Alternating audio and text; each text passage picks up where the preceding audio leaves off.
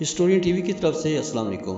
آج ہم بات کریں گے چنگیز خان کی 19ویں ایپیسوڈ کے بارے میں۔ اب سلطان جلال الدین کے پاس تعداد میں لشکر بہت کم تھا۔ وہ جانتا تھا کہ جس طرح منگول اس پر دو طرفہ حملہ ور ہونے میں کامیاب ہوئے ہیں، اس کے لشکر کا بہت زیادہ نقصان ہوگا۔ لہٰذا اپنے آپ کو اور اپنے جنگجوؤں کو بچانے کے لیے ایک بار پھر سلطان نے بلند آواز سے زوردار انداز میں تکبیریں بلند کیں۔ سامنے کی طرف سے چنگیز خان پر اپنی پوری طاقت اور قوت سے حملہ آور ہونا وہ چاہتا تھا، تاکہ چنگیز خان کو دور تک پیچھے ہٹا کر اپنے لشکر کو دریائے سندھ کے کنارے لے جا کر محفوظ کرے۔ وقتی طور پر سلطان نے حملے کا دباؤ ڈال کر چنگیز خان کو پیچھے ہٹنے اور پسپا ہونے پر مجبور بھی کر دیا تھا، لیکن بائیں جانب سے منگولوں کا زور بڑھ رہا تھا۔ لہٰذا جس وقت سلطان اپنے پیچھے دریا کی طرف ہٹا، سامنے کی طرف سے اور بائیں طرف سے ایک دم منگول پھر سلطان پر ٹوٹ پڑے۔ اس طرح مسلمانوں کو کافی نقصان پہنچا۔ سلطان جلال الدین پیچھے ہٹتے ہٹتے جب دریائے سندھ کے کنارے بلند کوہستانی سلسلہ کے اوپر پہنچا تو اس نے دیکھا اس وقت کے ارد گرد صرف 700 مجاہد رہ گئے تھے۔ اپنے ارد گرد کے مٹھی بھر ساتھیوں کا جائزہ لیتے ہوئے سلطان پریشان ہو گیا۔ وہ جان گیا تھا اب اس کا آخری وقت قریب آنے والا ہے۔ حسرت بھری نگاہ اس نے اپنے تھکے ماندے گھوڑے اور اپنے ساتھیوں پر ڈالی۔ اس کے ارد گرد مرنے والوں کے گھوڑے بھاگتے پھر رہے تھے۔ اپنے تھکے گھوڑے سے اتر کر ایک دوسرا گھوڑا پکڑ کر وہ اس پر سوار ہوا، پھر اپنی ذرہ اتار دی۔ اپنی تلوار، کمان اور تیروں بھرا ترکش اس نے درست کیا، گھوڑے کو ایک اونچی چٹان کے اوپر لے گیا۔ اس نے دیکھا نیچے دریا تیزی سے بہہ رہا تھا۔ ایک حسرت بھری نگاہ اس نے اپنے پیچھے اور دائیں بائیں ڈالی، پھر اس نے گھوڑے کو ایڑی لگائی اور بلند کوہستانی سلسلہ کے اوپر سے اس نے نیچے موت کی صورت میں بہتے دریا سندھ کے اندر چھلانگ لگا دی۔ چنگیز خان کو ابھی تک خبر نہ ہوئی تھی کہ سلطان جلال الدین اپنے گھوڑے سمیت دریائے سندھ میں کود چکا ہے۔ مسلمان جب پسپا ہوئے تو چنگیز خان نے چلاتے ہوئے اپنے منگولوں کو حکم دیا کہ مسلمانوں کا تعاقب کیا جائے، کسی کو زندہ نہ چھوڑا جائے اور سلطان جلال الدین کو ہر صورت میں زندہ گرفتار کیا جائے۔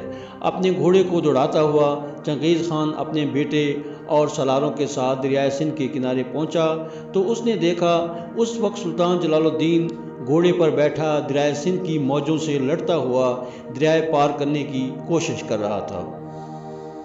تھوڑی دیر تک چنگیز خان بڑی عقیدت سے دریائے سندھ کے اندر موجوں سے جدوجہد کرتے ہوئے سلطان جلال الدین کو دیکھتا رہا۔ مورخین لکھتے ہیں کہ اس موقع پر سلطان جلال الدین کی بہادری اور اس کی جرأت مندی کی تعریف کرتے ہوئے چنگیز خان نے کچھ یوں کہا: وہ باپ خوش قسمت ہے جس کا بیٹا اتنا بہادر ہو۔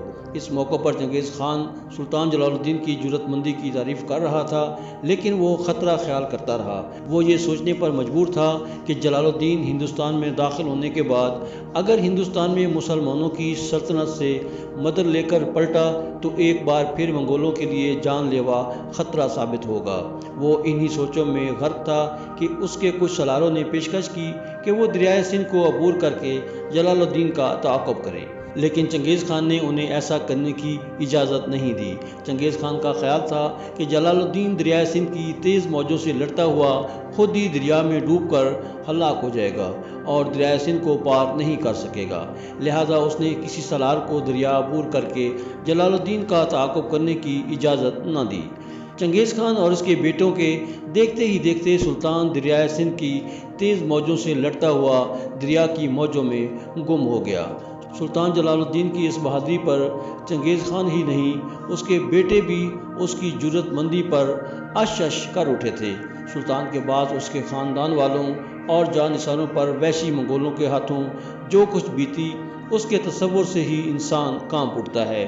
منگول ایک ایک کو پکڑ کر چنگیز خان کے سامنے لاتے اور اس کے پرخچے اڑا کر رکھ دیتے۔ دوسری طرف دریا پار کرنے کے بعد سلطان کچھ دیر وہاں بیٹھا رہا کہ شاید کوئی لشکری دریا پار کر کے اس سے آن ملے۔ اس لیے جس وقت وہ دریا میں کودا تھا اس کے پیچھے پیچھے اس کے کچھ لشکری بھی دریا میں کودے تھے۔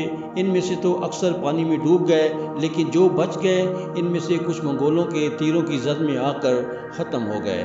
بہرحال جوں توں کر کے 6-7 لشکری دریا پار کر کے سلطان کے پاس پہنچ گئے۔ اپنے ان ساتھیوں کے ساتھ سلطان نے کچھ دن وہاں قیام کیے رکھا، پھر آہستہ آہستہ سلطان کے ساتھیوں کی تعداد 100 کے قریب ہو گئی۔ اس موقع پر سلطان کو خبر ہوئی کہ مقامی ہندو کا ایک لشکر قریبی ایک جگہ پڑاؤ کیے ہوئے ہے اور ان کے پاس خوراک کے ذخیرے کے علاوہ بہت سا جنگی سامان بھی ہے۔ سلطان کے سارے لشکری نہتے تھے۔ سلطان اپنے ساتھیوں کو بھوکا بھی نہیں مارنا چاہتا تھا۔ سلطان نے اپنے ساتھیوں سے کہا کہ جنگل سے لاٹھیاں کاٹ لیں اور ان لاٹھیوں کے ساتھ ہندوؤں پر حملہ آور ہو کر انہیں مار بھگائیں گے۔ اس طرح سلطان ہندوؤں کے لشکر پر حملہ آور ہوا اور لاٹھیوں کے ذریعے ہی اس لشکر کو شکست دے کر ان کے سارے سامان پر قابض ہو گیا۔ جس علاقے میں ان دنوں سلطان کا قیام تھا وہ علاقہ ایک ہندو راجا کی عملداری میں تھا، اور اسے جب علم ہوا تو اس نے فیصلہ کر لیا کہ سلطان اگر اسی طرح اپنے ساتھیوں کی تعداد بڑھاتا رہا تو وہ اس کے لیے خطرہ بن جائے گا۔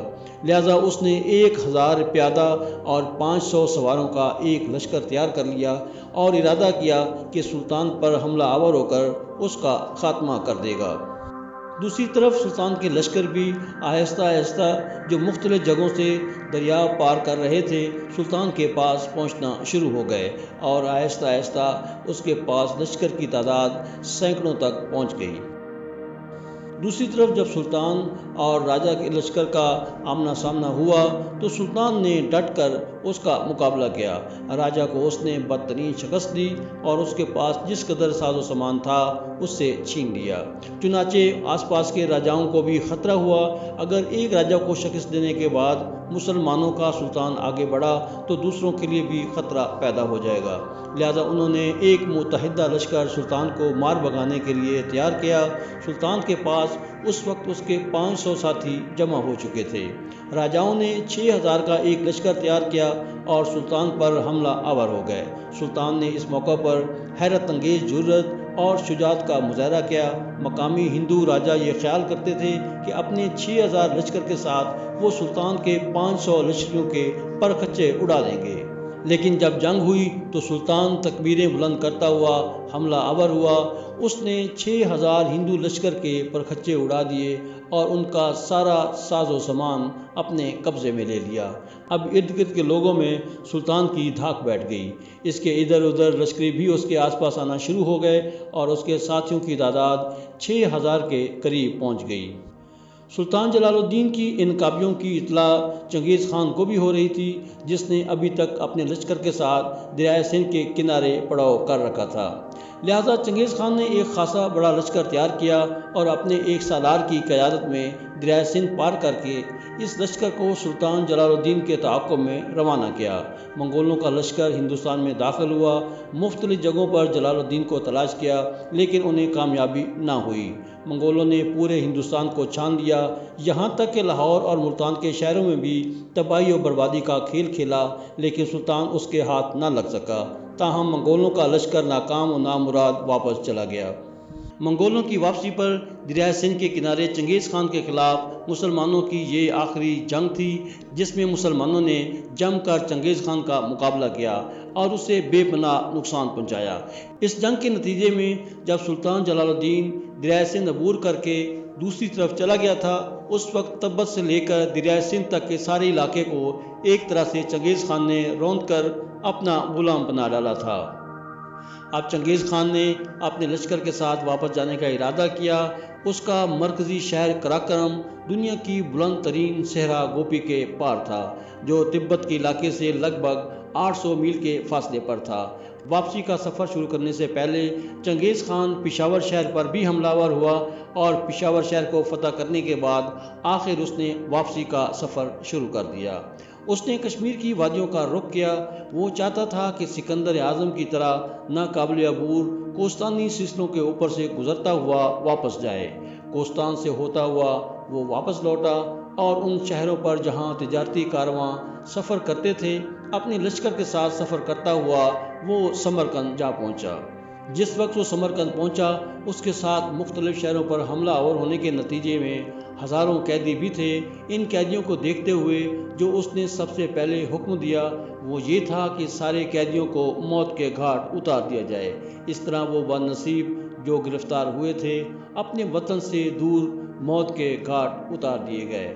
مسلمانوں کے علاقوں میں جہاں انہوں نے سلطان کے حرم کی خواتین، بڑے بڑے امراء کی بیگمات، لڑکیوں اور کنیزوں کو اسیر بنایا تھا، انہیں زندہ رہنے دیا گیا اور ان سے کہا گیا کہ وہ ان کے ساتھ ان کے مرکزی شہر قراقرم جائیں گی۔